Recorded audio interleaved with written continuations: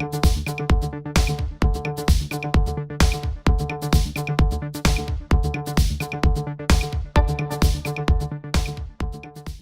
first technology revolution, I say, caused World War I. Second technology revolution caused World War II. This is the third technology revolution. People are already unhappy because a lot of machine learning, artificial intelligence killing a lot of jobs. So this is what I think. The way to figure out the job creation, one of the best ways is to helping small business to sell their local products across the board. And we have to prepare now because next 30 years is going to be painful. It's going to be painful. Very painful. Because of the changes that are going to change take of place. The technology, change of the You're going to robots. have a lot of people with a lot of time on their hands too. Well, the other thing people will be interested. Now they might want to spend it on Alibaba watching movies and buying things, but. Well, believe it or not, I think next 30 years people only work 4 hours a day and maybe 4 days a week. My grandfather worked 16 hours a day in the farmland to dig in. He thinks he's very busy. We work 8 hours, 5 days a week. We think we are very busy. By the next 30 years, people only work 4 hours. Normal people visit like 30 places. 30 years later, they will probably visit 300 places. So there will be mobile population. So stop globalization. It's impossible. The only thing is that how can we make the globalization more inclusive, the trade more inclusive, knowledge more inclusive. This is how we can dealing with the instability of the world. These are all very important issues, but a lot of them do come back to politics. They come back to governments and the willingness to invest and the willingness to make hard choices. I'm not seeing a lot of those hard choices made right now in the world. This is why I'm traveling, talking to all the government, the state leaders, and telling them, moving fast.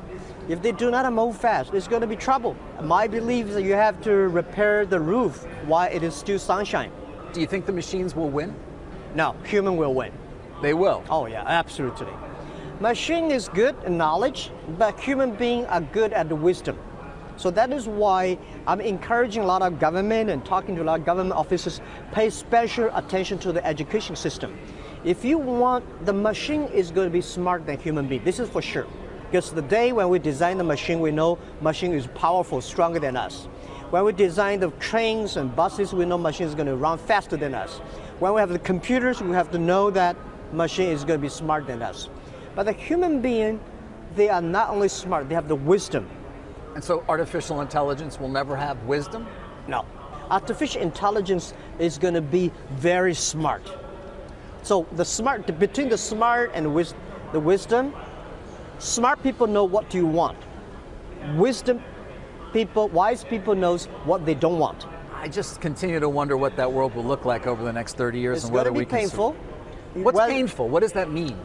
Well, you will see that some people, because the knowledge is not enough, the wisdom is not enough. So the new wave coming, the job is been taken away. Some people who catch up the wave will be rich, will be more successful. Some people will be more painful. The government, the world is going to be data. The people will have more data than the bosses. You have a lot of data at Alibaba, don't you? Yeah, we do. And how are you focused on creating and obtaining more of it? I think it's just the beginning of the data period.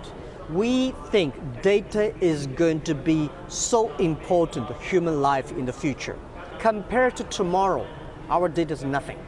Tomorrow, IoT, Internet of Things, everything connected. Everything will be billions data. upon billions of devices connected. We think we're a big data company today. That was compared to yesterday. Compared to tomorrow, we are nothing. Well, what will it let you do, having access to that data as it accumulates more and more? What would it allow you to do? Improve people's life, improve the machines, to making sure the machine can do better jobs to support human beings, instead of machine do better jobs to kill human jobs.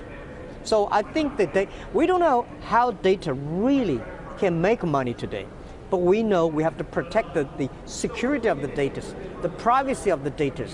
And when we know one day the data will empower the human beings. Well, you know a lot about your customers already, I would assume. I mean, they spend a lot of time on the platform, 25 minutes a day, 7 times a day. Many of them are younger, they're using their mobile device. But that's just the tip of the iceberg. Yeah, this is the tip beginning. Just today's data is like 100 years ago, people think about electricity is a light, you know?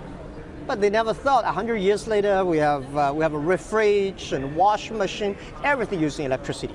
So data, you know, we have to believe our kids will be much smarter than us using the data.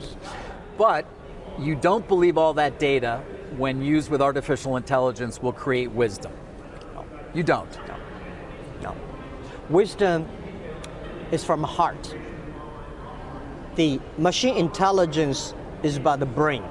Brain is about the knowledge. You can always make a machine to learn the knowledge, but it is difficult for machine to have a human heart.